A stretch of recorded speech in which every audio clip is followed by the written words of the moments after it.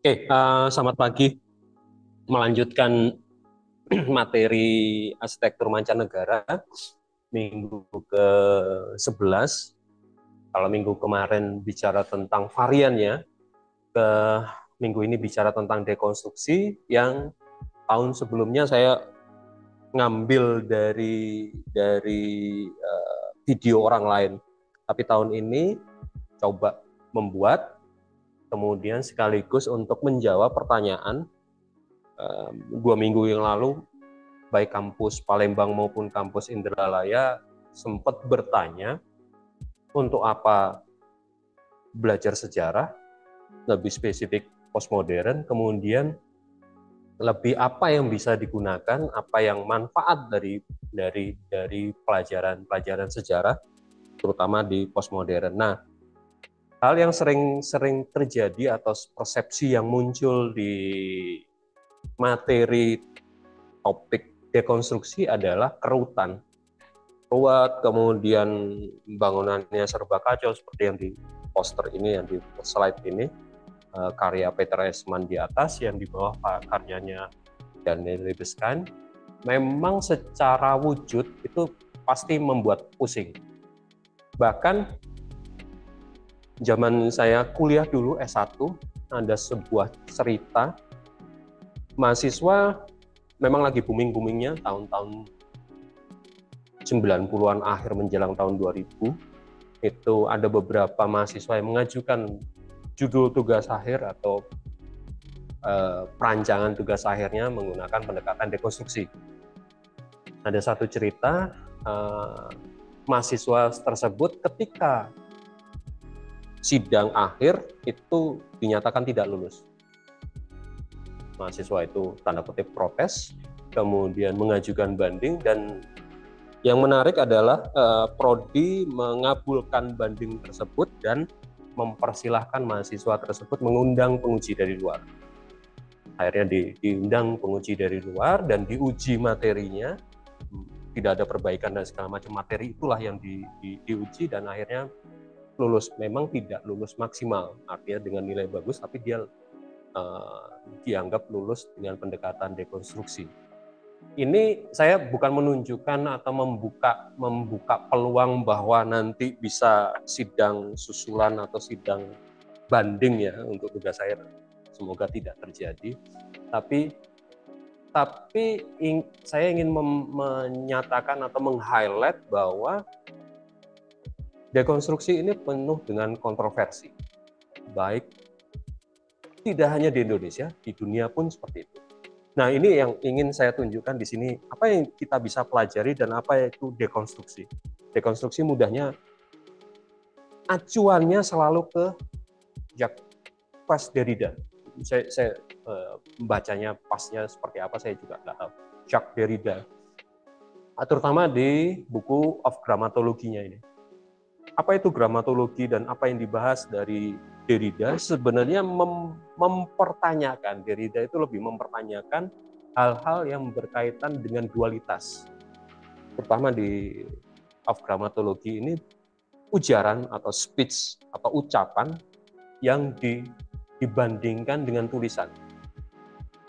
Ada pemahaman tradisional atau filsafat yang sebelum Derrida ini memahami bahwa yang dianggap kebenaran, yang dianggap paling benar di antara dua hal ini adalah yang ucapan atau ujaran. Karena direct yang dilakukan oleh orang ketika mengucap sesuatu atau menyatakan sesuatu dibanding tulisan.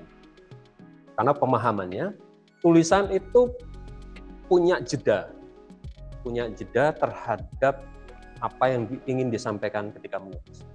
Nah, ini yang dihajar atau yang dikritik habis oleh Derrida, bahwa sebenarnya pengucapannya dalam ujaran atau ucapan itu juga punya jeda, punya punya rentang waktu terhadap makna yang ingin disampaikan sih sebenarnya.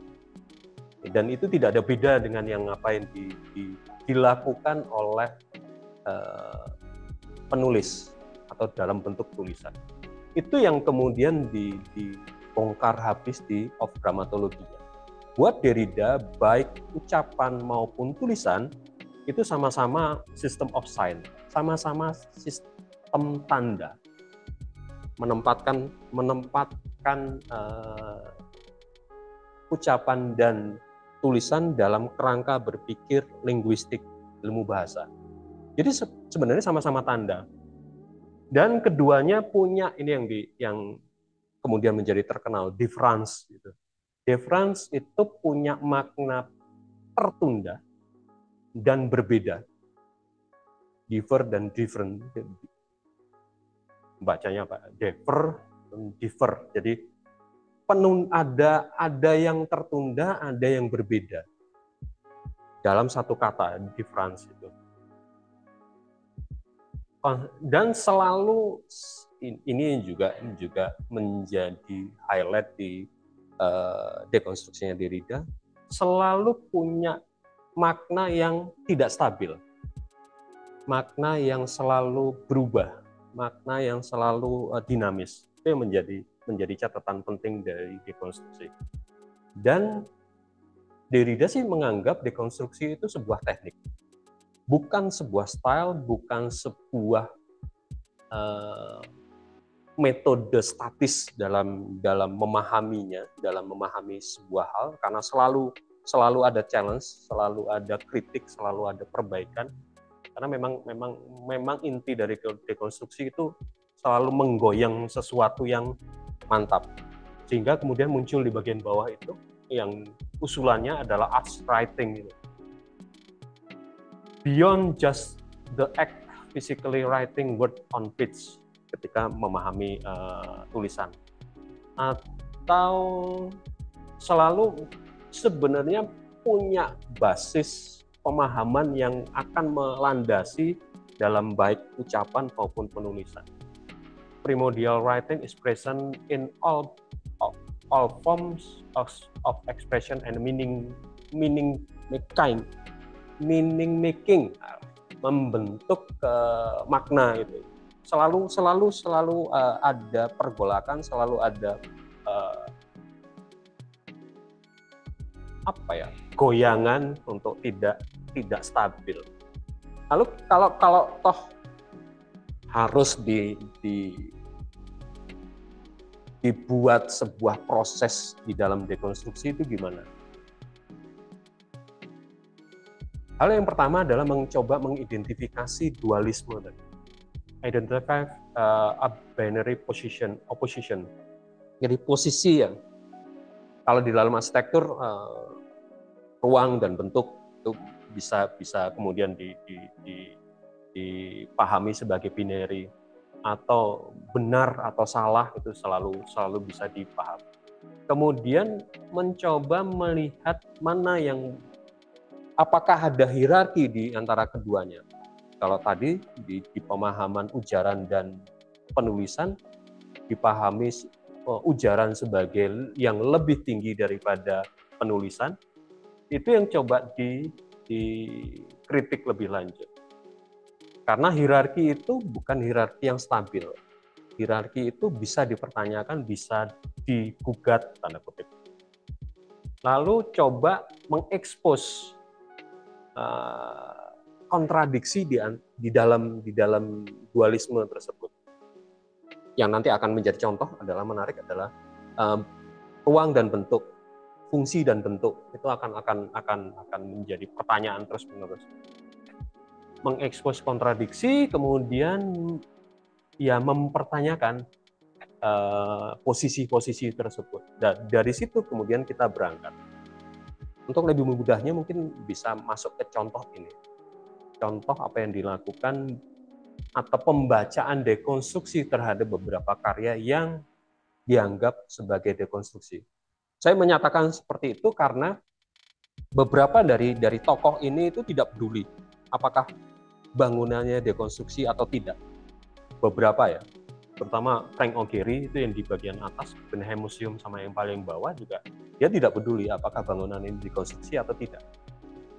Pokoknya saya buat, pokoknya dia menghasilkan sesuatu, kemudian itu yang dilakukan Frank O'Gary.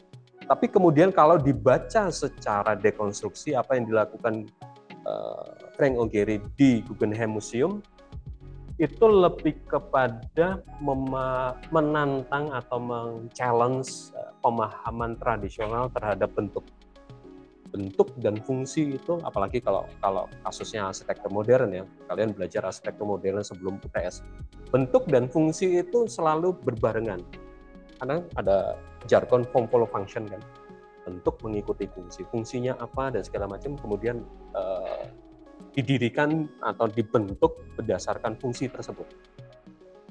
Bahkan di proses perancangan yang sering kalian lakukan di studio juga seperti itu. Analisis aktivitas, analisis kegiatannya seperti apa, kemudian dari kegiatan tersebut dibuat ruang lingkupnya, dibuat kerangka berpikirnya, dibuat space-nya, kemudian didirikan form-nya. Itu pemahaman klasik konvensional di dalam arsitektur modern terutama. Dan ini yang kemudian digugat oleh Derrida, Frank O'Gary di Guggenheim Museum. Dia melepaskan keterkaitan antara fungsi dan bentuk. Jadi bentuknya di Guggenheim Museum seperti itu. Lalu ini yang karya Peter Eisenman di bawahnya, yang nomor 2, fragmentation ini. Bentuk itu apa sih? Itu yang coba dibongkar habis. Nanti di bagian berikutnya ada penjelasan lebih detail lagi. Bukan pakai karyanya Peter Eisenman, tapi karyanya Bernard Sumo. Jadi saya pending dulu. Yang nomor 2 ini. Yang ketiga adalah yang tidak memahami linearitas terhadap bentuk. Bentuk itu bisa seenaknya. Dan ini kadang yang nomor 3 ini kemudian sering dipahami bahwa ini bukan karya arsitektur, ini sculpturing, ini patung yang kemudian dimasuki fungsi, dimasuki aktivitas. Itu yang coba, makanya ini yang mungkin yang ketiga ini agak debatable antara seni patung, seni instalasi, dengan seni di dalam karya arsitektur. Tapi kalau dalam bacaan dekonstruksi, ini adalah sebuah gugatan terhadap bentuk itu apa sih? Bentuk di dalam arsitektur itu apa? Never stable and straightforward gitu. Jadi munculnya kalau di dalam seni lukis itu ada kubisme, kemudian ada surrealis, itu pemahamannya bisa masuk ke sini. Yang keempat, dislocation and displacement, itu yang dilakukan oleh Daniel Libeskind di Jewish Museum. Bentuk di Jewish Museum itu sangat, tanda kutip kalau normal, mengganggu pandangan visual. Kalau orang masuk ke dalamnya itu pasti buat pusing dan buat bingung. Tapi itu disengaja oleh Daniel Libeskind supaya si pengunjung diajak atau ditarik ke dalam suasana yang dialami oleh bangsa Yahudi ketika di masa Nazi. Jadi diculik, kemudian dimasukkan sebuah bunker, bahkan dimasukkan ke ruang gas dan segala macam. Itu yang coba ditarik atau diajak ke situ, sehingga bentuknya memang tanda kutip mengganggu keindahan, mengganggu visual dan segala macam. Bahkan ketika si Libeskind ini merancang bangunan Jewish Museum ini sebenarnya tambahannya. Jadi kalau diperhatikan ini museum aslinya, kemudian ini tambahannya lengkap dengan di bagian sini itu ada landscape-nya. Dan pintu masuknya kalau nggak salah tetap masuk lewat sini, kemudian turun ke bawah ke bangunan. Artinya di sini sebenarnya Daniel Libeskind mengajak atau membuat sebuah museum yang memang karya arsitekturnya yang bercerita, yang menggambarkan suasana pada masa Holocaust. Itu yang coba diajak atau diwujudkan oleh Lebeskan. Belakangan ini pemerintah kota Berlin mencoba mengisi ruang-ruang yang kosong. Jadi melihat museum ini sebagai ruang kosong yang perlu diisi. Itu yang kemudian agak bergeser. Saya sempat mengikuti beberapa diskusi penjelasan dari Daniel Lebeskan bagaimana dia harus menjelaskan bahwa bangunan ini bukan kosong, karena itu maksudnya. Koridornya serba semrawut, ada ruang besar, kemudian kecil, tinggi, dan segala macam, itu memang disengaja. Tapi pemahaman pemerintah kota Berlin bahwa ini ada namanya museum, normalnya itu melingkupi atau mewadahi artefak-artefak sejarah. Jadi mulai koridor-koridornya diisi artefak-artefak atau benda-benda bersejarah. Udah mulai melenceng dari tujuan awal dari Lebeskan. Dan itu kemudian debatnya agak cukup seru, dan tarik menariknya juga jadi rame, karena untuk meletakkan benda itu juga Daniel Lebeskan harus berpikir ini mengganggu keseluruhan narasi atau tidak. Akhirnya titik tengahnya ada beberapa benda yang bisa dimasukkan di koridor-koridor yang tidak terlalu signifikan di dalam persepsi si pengunjung ketika masuk. Nah, yang kelima ini nanti dibahas agak di belakang, kaitannya dengan kompleks relationship between interior dan eksterior. Ada dualisme kan, interior, ruang dalam dan ruang luar. Itu yang coba ditabrak oleh Bernard Summy di karyanya. Kemudian ambigu interpretation, kembali lagi karyanya Frank Augeri, meskipun Frank Augeri juga tidak terlalu peduli terhadap pembacaan dekonstruksi ini, terutama di Dancing House-nya ini. Ada yang menginterpretasikan ini sebagai analogi seorang penari, karena pada saat bersamaan juga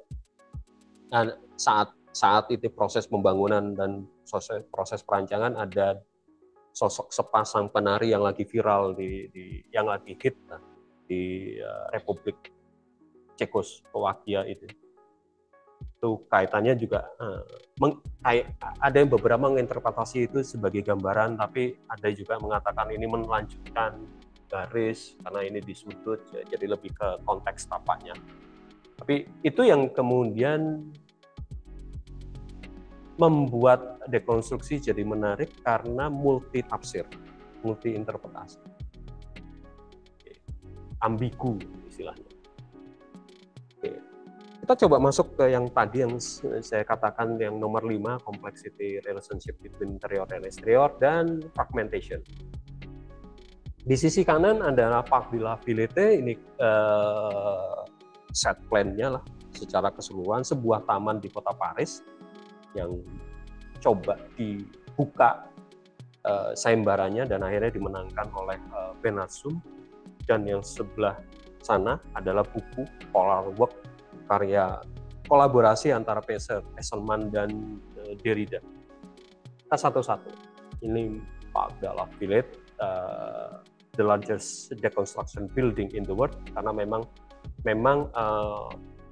taman ini dibuka untuk umum dan memang sebagai fasilitas, namanya juga di kota-kota maju ya, sebagai fasilitas umum untuk sebuah kota, dan kemudian dimenangkan oleh Bernard Summy. Dan yang menarik kalau kalian perhatikan di side plan ada titik-titik merah, itu adalah Fully sebenarnya mudahnya itu sculpture yang selalu hadir di sebuah taman. Fully itu kalau konteks luasnya adalah fitur dari taman. Jadi kalau pakai taman klasik, zaman-zaman klasik Eropa itu selalu ada sculpture, kemudian ada bentukan-bentukan yang sebenarnya tidak bermakna apapun terhadap taman tersebut, dia hanya sebuah fitur. Dan itu yang coba dihajar atau digunakan oleh Bernard Summy sebagai landasan untuk mengembangkan fulinya ini. Skema ini skema yang buat saya paling menarik karena ini menjelaskan secara jelas, minimal buat saya sendiri, bagaimana proses mendekonstruksi sebuah bentuk. Ini kubus yang menjadi dasar pengembangan fuli. Kemudian kubus ini diledakkan, jadi explode fuli, dan kemudian melakukan dekonstruksi. Dekonstruksi di proses ini ada 2 tahap. D, strip construct, jadi itu peledakannya, bam, hancur, keluar, tinggal serpihan-serpihan, tinggal elemen-elemen pembentuk dari kubus ini. Itu selesai. Kemudian ditata, diidentifikasi, makanya bentuknya ada macam-macam, ada kerangka, ada bidang, ada bahkan bentukan solid. Kalau kalian ingat di PA1 itu kan pernah bicara kubus dalam pengertian batangnya, bicara kubus dalam pengertian bidangnya. Setelah diidentifikasi hasil ledakan tersebut, dikonstruksi ulang berdasarkan elemen-elemen, berdasarkan elemen yang sudah berhamburan. Ini kemudian muncul masing-masing. Jadi ada yang lebih ke batangnya, ada yang ke bentuknya bukan lagi bentuk kubus, tapi bentuk akhirnya persegi panjang. Ada yang ternyata kalau ditelusur lebih lanjut ada elemen lingkaran. Kemudian karena ini letaknya sebuah taman, ada bisa diletakkan tanaman, ada lengkung dan segala macam. Ini adalah buat saya adalah sebuah metode dekonstruksi. Jadi dualisme bentuk, katakanlah bentuk dan fungsi, katakanlah kalau di sini adalah kubus itu, apakah kubus itu kubus yang solid, apakah kubus itu kubusnya berdasarkan bidang, apakah kubus itu berdasarkan batangnya, itu dihancurkan, diledakkan, dan kemudian dikonstruksi ulang. Tanpa harus memikirkan konstruksi ini terkait enggak dengan bentuk sebelumnya atau tidak. Benar-benar rekonstruk, benar-benar bentuk baru. Di titik ini, dekonstruksi adalah sebuah cara atau sebuah metode kreatif baru. Jadi mencari bentuk baru tanpa harus terikat pada aturan-aturan yang ada sebelumnya. Di buku ini kemudian berdasarkan apa yang dicapai, apa yang dihasilkan oleh Benasumi, Eisenman dan Derrida mencoba menulis. Derrida berdasarkan perspektif dekonstruksi filsafat bahasanya, Eisenman dengan proses arsitekturnya. Dan yang menarik dari buku ini, kalau kalian lihat titik-titik merah ini, itu kan fulinya Benasum, dan ini lobang, benar-benar bentuk kotak dan lobang dari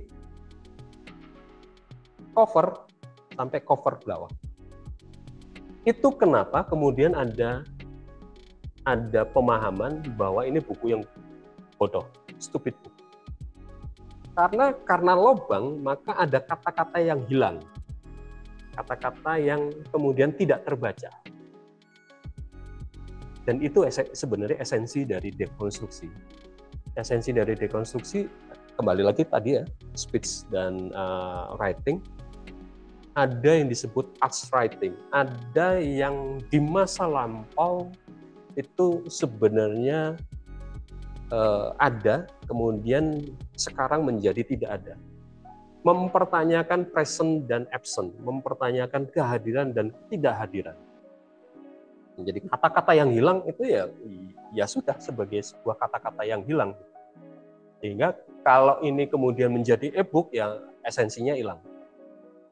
Tapi kenapa saya bisa tahu? Karena ketika mengerjakan sekitar tahun 2008, mengerjakan atau belajar tentang dekonstruksi, kebetulan ada teman di Inggris, tolong dong intipkan buku ini. Dia nggak tahu buku apa, terus kemudian cari di perpustakaannya, perpustakaan di Inggris, dia pegang, terus dia foto. Ini buku apaan sih? Kok lubang dari bawah sih? Sehingga saya bisa cerita, lubang dari bawah sampai atas. Terus saya jelaskan kayak gini-gini. Baru dia, oh itu maksudnya dari buku ini. Dan kenapa itu lubang? Kaitannya juga dengan kora. Kora itu adalah istilah yang diungkap oleh Plato untuk menjelaskan ruang. Jadi lubang itu adalah koranya, spacingnya. Dan itu yang kemudian coba dikritik habis oleh Derrida. Dan ide itu diambil oleh si Eisenman sebagai itu Eisenman arsitektur bertujuan to create space where a meaning is a fluid. Space itu sangat cair, space itu bisa kemana-mana. Ini catatan ini yang akan jadi penting menjadi contoh kasusnya nanti. Oke, memahami ruang tidak lagi hanya pada kalau kalian buka buku F.D. Kaching ada form space dan form, bahasanya lebih kepada form karena bicara tentang ruang antara alas bawah dan alas atas. Dipertanyakan baik Eisenman maupun Derrida. Lalu penjelasan kenapa buku Coral Work ini juga terkait dengan apa yang diungkap oleh Bernard Summ di karyanya. Ada pemahaman tentang itu tadi, tentang ruang, antara ruang dalam dan ruang luar. Si Bernard Summ itu tidak peduli. Ya, fully hasil ledakan itu benar-benar dibentuk, kemudian apakah ini ruang dalam atau ruang luar, terserah pengunjung memaknainya. Jadi benar-benar dibebaskan, kemudian lagi bukan hierarki antara bentuk dan ruang karena masing-masing lepas dan bahkan tidak bisa didefinisikan secara jelas. Cora as a space or different and different. Jadi berbeda dan tertunda kaitannya dengan lubang tadi secara bentuk arsitektural. Nanti silakan kalian lihat sendiri di Google bagaimana masing-masing, kalau nggak salah ada 20 fully dan masing-masing bentuknya sangat berbeda satu sama lain. Yang cuma sama adalah materialnya sama-sama beton, campuran beton dan baja plus warnanya merah, itu aja. Yang lainnya sangat berbeda dan masing-masing punya interpretasi yang sangat bebas. Oke, ini lebih ke penjelasan lebih tegas lagi. Apa dekonstruksi Derrida itu mempertanyakan binary opposition atau dualisme lah mudahnya. Kemudian ada makna yang belum selesai, ada makna yang dilepas. Jadi tidak harus distabilkan, tidak harus di stage secara khusus, dinyatakan secara khusus, tapi silahkan sangat cair seperti tadi. Kemudian mengkritik kehadiran karena apa yang ini juga terkait dengan beberapa quote filsafat yang lain, bahwa yang ada di depan itu terkadang bukan itu. Terkadang makna sebenarnya justru dibaliknya itu. Dan itu terjadi critic of oppression saja. Kemudian tadi kita sudah bicarakan aplikasinya di dalam arsitektur dan seni, terutama di arsitektur. Oke. Lalu apa yang kita bisa pelajari dari dekonstruksi? Ini saya sekedar menunjukkan apa konteksnya dan bagaimana konteks itu bisa dimunculkan atau ditransformasikan ke dalam sebuah pemikiran. Kalau tadi bicara tentang teoretik, bicara tentang filsafat bahasa dan segala macam, kemudian contoh arsitektural agak lompat sebenarnya. Lalu kemudian dekonstruksi itu bisa apa? Dekonstruksi itu potensinya seperti apa? Ini kebetulan minggu depan saya harus mempresentasikan paper pendek ini. Dan awalnya saya beri judul ini, menelisik ruang arsitektur Nusantara. Kalian tahu arsitektur Nusantara itu sebagai ruang antara, kalau kembali ke pemahaman Majapahit, adalah ruang di luar kekuasaan Majapahit, di luar zona inti dari Majapahit. Jadi kalau di skema ini di antara ruang dalam, ruang inti Nusantara, dan yang dianggap mancanegara di luar, ada yang disebut Nusantara. Oke. Kemudian menurut STA, Sultan Tahdir Al-Syabana, dia mengusulkan kata Bumantara, bumi antara. Ini kaitannya dengan politik, kaitannya dengan ASEAN, bahwa potensi ASEAN itu luar biasa karena kita berada di persimpangan seperti biasa, kalian tahu, dua samudra, dua benua, dan itu potensinya luar biasa. Di sini saya ngambil adalah pemahaman bumi dan airnya, bumi dan antara, di antara air gitu. Kemudian kalau mengacu pada pemahamannya Wallace juga seperti itu, bagaimana kehidupan fauna, flora, fauna itu juga ada keunikan di zona ini.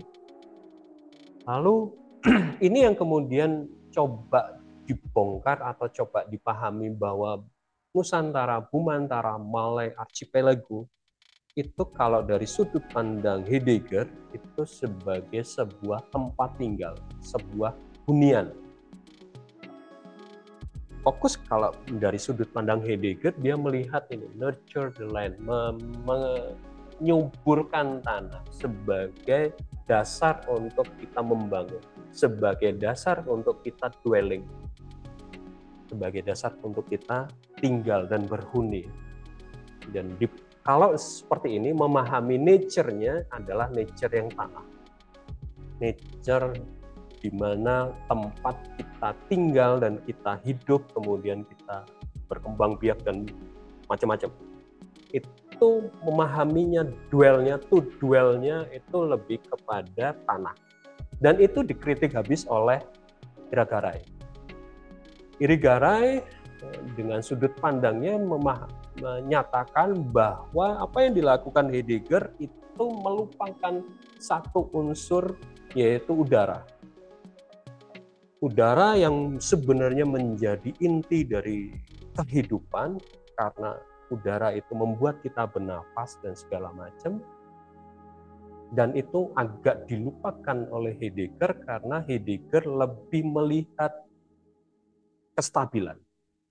Jadi intinya sama dengan apa yang diungkap oleh Derrida. Jadi Irigaray mempertanyakan kestabilan dari Heidegger. Jadi itu kaitannya ignore air, mengabaikan udara, padahal udaralah yang mengkoneksikan kita dengan alam sekitar.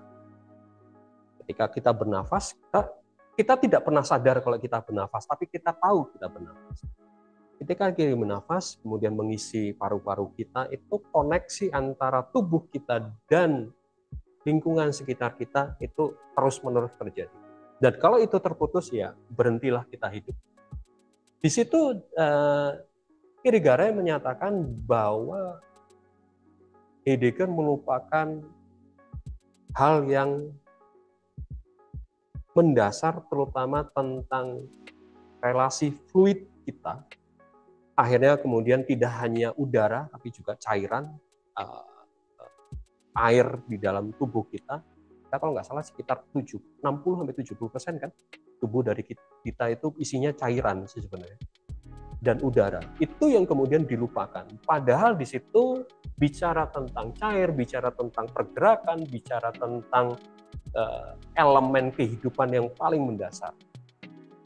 Apalagi kemudian kalau kita kembali ke pemahaman Nusantara, Yuval Harari mencatat bahwa yang terjadi di Indonesia sekitar 45.000 tahun yang lalu itu adalah perubahan paling mendasar. Si sapien ini mampu mengendalikan tanda kutip air. Pertama kalinya makhluk yang disebut sapien ini berpikir dan berkreasi. Berpikir untuk membuat kapal plus layar dan mengendalikannya. Dan itu yang dicatat oleh si Yuval Harari. Dan itu yang kemudian menjadi hal yang paling penting di makhluk yang namanya sapien dibanding makhluk-makhluk lain.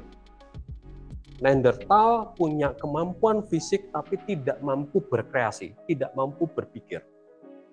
Oke, jadi ada dua ya. Memahami tanah sebagai sebuah yang stabil, memahami udara dan air sebagai sebuah tempat yang fluid, movement, dinamis dan segala macam. Di satu sisi yang dinamakan Nusantara juga tempat tumbuh kembangnya kemampuan berpikir. Dinamis. Bukan lagi evolusi fisik, tapi kemampuan berpikir dari otak. Itu yang kemudian akhirnya saya berpikir, oke, kayaknya selama ini, tanda kutip, agak salah memahami ruang, terutama di Nusantara. Pemahaman ruang kita selama ini adalah ruang-ruang yang tanah, ruang-ruang yang stabil. Dan itu yang kemudian selama perjalanan akademis maupun komunitas, itu yang selalu dilakukan. Mungkin perlu mengganti kacamata, mengganti pemahaman untuk bisa lebih paham tentang Nusantara itu. Ini yang kemudian gunanya saya belajar atau gunanya memahami dekonstruksi. Memahami tanah dan air bukan sebagai hierarki di mana tanah yang paling dominan daripada air, tapi keduanya adalah satu kesatuan, keduanya adalah satu rangkaian, dan bahkan kehadiran tanah dan air bukan yang seperti tampaknya di belakangnya. Ini berikutnya. Kemudian dari situ melakukan penelusuran. Ada nggak sih suku yang benar-benar hidup di air? Ternyata ini pendataan di tahun 68 dan kemudian berlanjut sampai sekarang. Itu suku-suku yang tinggal di air. Kita tahu suku Bajo di sekitar Sulawesi itu banyak sekali. Dari Filipina sampai ke Nusa Tenggara. Kemudian ada suku orang laut di Kepulauan Riau dan ada Moken yang di sekitar Thailand. Fokus ke suku Bajo, ada satu penelitian tahun 2009 itu mengidentifikasi bagaimana orang Bajo memahami air dan darat. Yang menarik dari suku Bajo, mereka benar-benar hidup di air dan di tanah itu hanya untuk mengumpulkan makanan, selain ikan, mengumpulkan air bersih, dan menguburkan orang-orang yang dianggap penting. Dianggap penting kemudian dikuburkan di tanah, sedangkan orang yang biasa dilepas di air, di lautan. Itu pendataannya seperti itu. Lalu ada pendataan atau eksklusi yang dilakukan oleh teman-teman mahasiswa Universitas Indonesia terhadap orang suku laut, suku orang laut di Kepulauan Riau. Sama juga dia memahami darat itu sebagai tempat tinggal sementara. Jika laut itu ada pergolakan dan segala macam, mereka mendarat kemudian mengumpulkan makanan, terutama di sekitar hutan bakau. Jadi tidak hanya ikan, tapi juga kepiting, bahkan sayur-sayuran juga di itu.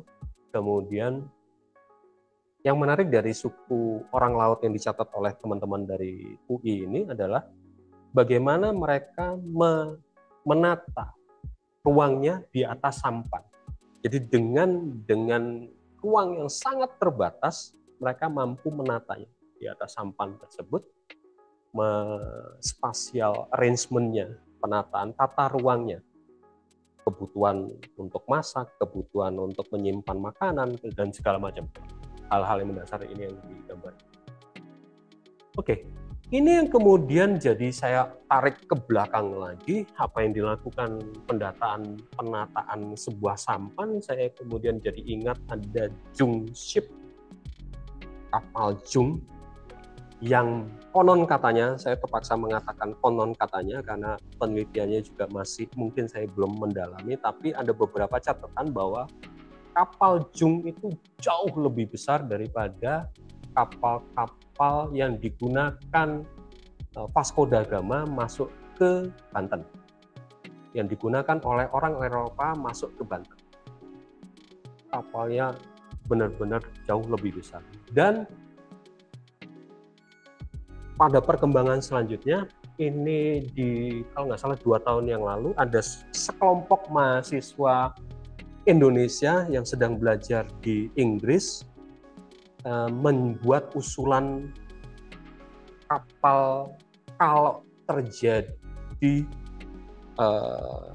efek climate change, jadi air laut naik sehingga menenggelamkan beberapa daratan, kemudian mengusulkan kayak kapal Nuh kalau kita mundur ke belakang. Ini terkait dengan bagaimana menata kehidupan di atas kapal, menata kehidupan di atas air. Relasinya sangat mencair, tidak lagi tersekat-sekat secara zona private, zona publik, zona semi-private, semi-publik, bukan seperti itu, tapi benar-benar kemudian ditata sesuai dengan kebutuhannya, Pak. Dan ini kemudian jadi ide dasar, ini iseng-iseng pakai Delphi aja. Saya masukkan, kalau yang sebelah kiri ini mencoba merekonstruksi kalau suku-suku laut itu hidup di atas air, fokus hidup di atas air, kemudian memanfaatkan pulau-pulau itu hanya untuk gathering makanan, kemudian air bersih dan segala macam. Lalu kalau mau dikembangkan lebih lanjut menjadi sebuah floating city, dan itu udah banyak sih studinya, banyak wujudnya, banyak konsepnya yang dikembangkan, terutama di Tiongkok, dan saya mencatat ada BRK Ingus juga sedang mengusulkan floating city. Floating city bukan benar-benar seperti kapal Jung atau seperti yang ini, tapi benar-benar berelasi dengan kepulauan-kepulauan yang ada, pulau itu sebagai gathering untuk air bersih, makanan dan segala macam, tapi sepenuhnya tinggal di atas air. Dan ini menjadi pertanyaan, setelah membaca, setelah kemudian melakukan analisis, apa yang harus dilakukan? Ada satu teknik lagi di dekonstruksi, apa itu yang disebut trace atau jejak. Jejak ternyata tidak hanya bicara tentang masa lampau, tapi juga potensi untuk ke depan, potensi untuk tertulis, potensi untuk dikembangkan. Jadi trace itu bicara masa lampau, bicara sekarang untuk ke masa depan. Jadi, teknik trace, pemahaman trace itu bukan hanya sekedar masa lampau. Kembali lagi dekonstruksinya, Main. Binary, masa depan, masa sekarang, masa lampau, itu kemudian dibongkar dengan trace. Ini yang kemudian menjadi dasar kalau trace-nya pakai fluid, kalau trace-nya pakai hal yang mencair, saat cair, jadi kita bisa sangat cair untuk memahami tata pemukiman, serah pakai Madura, kayak pakai Jayawijaya, kayak bukan lagi pada gugus-gugus massa, tapi pada kehidupan masyarakat di lokasi tersebut.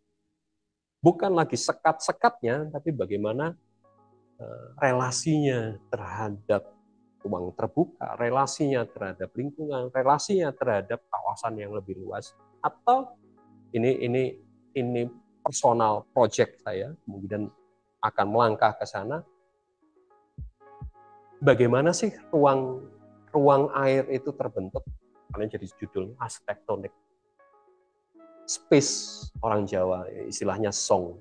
Song itu ini lubang besar di pinggir kali atau di pinggir sungai atau di pinggir jurang.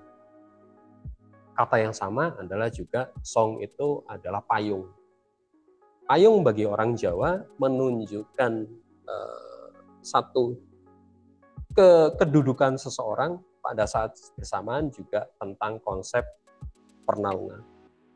Itu perjalanan selanjutnya, baik secara konseptual ruang, tapi juga secara pembacaan dan penulisan kembali tata ruang Jawa. Memahami tata ruang Jawa bukan pada sekat-sekatnya, tapi pada ruang yang mencair, ruang yang fluid. Sehingga karangan Ibu Sud ini menjadi jelas bahwa Indonesia, Nusantara itu bukan hanya tanah, tapi tanah air. Jadi apa yang saya tunjukkan dari dekonstruksi sampai ke paper ini itu menunjukkan bahwa dekonstruksi bisa tidak hanya dipandang secara bentuknya saja, tapi cara berpikirnya, metodologinya bisa mengarah ke situ. Kalau kembali ke pertanyaan awal, apa sih gunanya belajar dekonstruksi? Kalau buat saya pribadi, ini contoh kasus, buat saya pribadi adalah membantu saya untuk memahami ruang cair, memahami bahwa Nusantara ini ada potensi yang luar biasa, terutama di air. Pemukiman air, kemudian orang hidup air, bahkan pemukiman di puncak gunung, di Flores, tadi ada yang di Jayawijaya atau di tepi air seperti yang ada di Madura, ada jejak kecairan di ruang hidup mereka. Jadi vernakularnya mundur ke belakang. Itu. Lalu kalau toh saya gas sampai habis dulu, nanti baru kita diskusikan. Untuk kasus itu, ini yang coba saya tawarkan atau yang coba saya tampilkan untuk tugas kalian. Kalian akan saya ngambil sesuai dengan kelompok-kelompok yang kalian lakukan ketika UTS. Jadi kelompoknya tetap tidak perlu berubah, tapi kasusnya akan berubah. Dasarnya adalah pertanyaan yang dilakukan oleh si Charles Cheng ini. Charles Cheng ini mengidentifikasi atau memetakan tokoh-tokoh arsitek karya arsiteknya ke dalam sebuah peta besar. Saya ngambil random aja beberapa. Ini kampus Indralaya, ada Charles Korea, ada James Stirling, ada Rem Koolhaas. Sedangkan untuk kampus Palembang, pertama ini Herzog, de Meuleroth. Silakan dibongkar seperti apa sih dua orang ini, karakternya segala macam seperti apa. Kemudian kalian bisa belajar apa. Jadi tip dekonstruksi yang tadi saya tunjukkan itu hanya showcase, hanya contoh kasus. Bagaimana bisa mengolah sampai bukan hanya yang terlihat, bukan hanya bentuk yang terlihat, tapi sampai ke metodenya. Kemudian yang berikutnya adalah Greg-Lin. Ini juga seru. Nanti urusan saya mengkaitkan dengan filsafat simulakra dan dunia terlipat itu berikutnya. Urusan kalian benar bongkar-bongkar apa itu Greg-Lin. Kalau kalian masih ingat di KPA 1 ada folding arsitektur, ini dasarnya ini sebenarnya Greg-Lin. Kemudian yang terakhir Aldo Rossi itu seru banget karena dia bongkar-bongkar benar-benar ke klasikal arsitektur. Kemudian diperas, kemudian memunculkan karyanya. Beberapa tulisannya memang agak menarik, agak ke arah makro, ke city. Jadi ada the Architecture of City, tapi kemudian scientific autobiography dari Aldo Rossi. Tapi karya-karya arsitekturnya bisa dilihat. Kenapa dia sampai nariknya sampai ke kota, sampai ke arah meso dan makro. Itu nanti meso dan makro itu akan mempengaruhi penentuan bentukan karya arsitekturnya. Jadi selama ini kalau kalian belajar kok kayaknya keluar gitu loh. Kok kayaknya antara kota, pemukiman, perkotaan dan segala macam tidak berkaitan dengan desain. Kalau di Aldo Rossi kan jelas berkaitan. Gitu. Ada pertanyaan dulu sampai sini? Silakan. Sorry kalau saya ngebut, gasnya lupa ngerem. Kalau pertanyaan, silakan.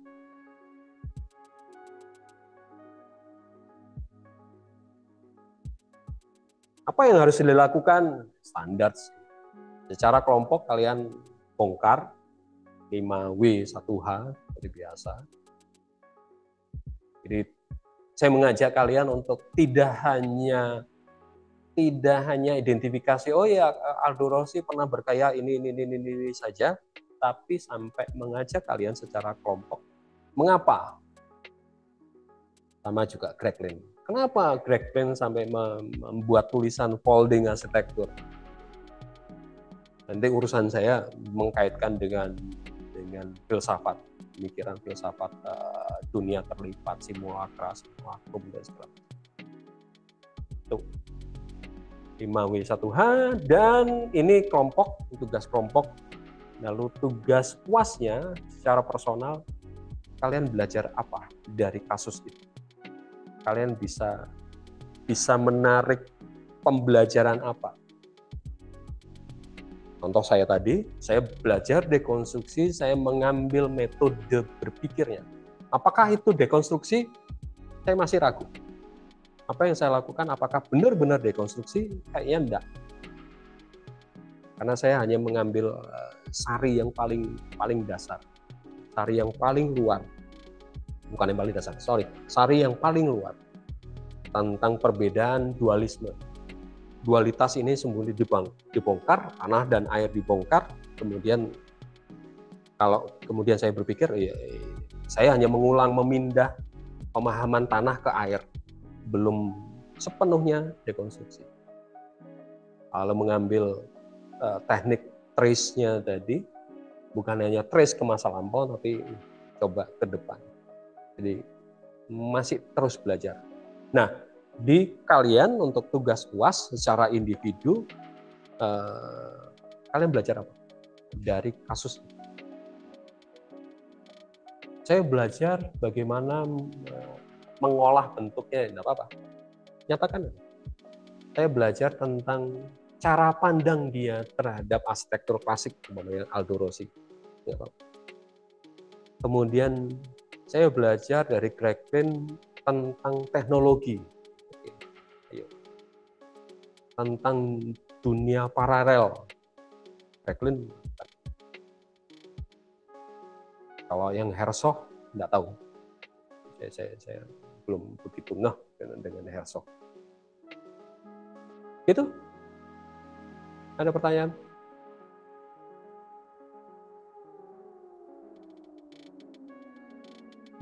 Oke, kalau nggak ada, saya stop share dan saya berhentikan rekamannya. Terima kasih.